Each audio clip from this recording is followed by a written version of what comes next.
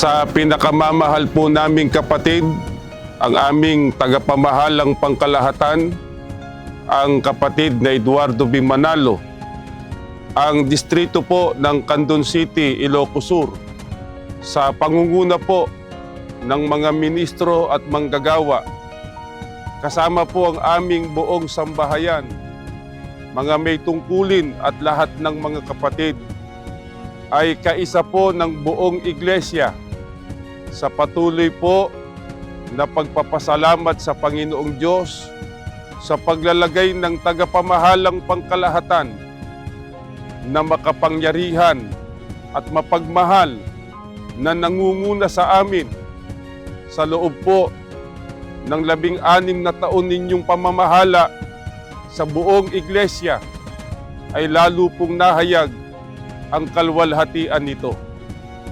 Kailanman po ay hindi po napatid, kundi lalo pang maraming mga tagumpay ang ibiniyaya po ng Panginoong Diyos sa iglesia.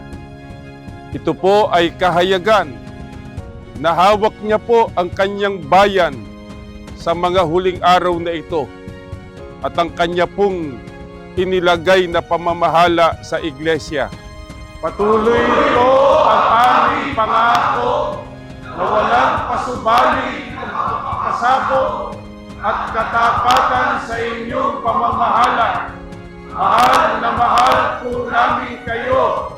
Purihin ang Panginoong Diyos at ang Panginoong Jesucristo.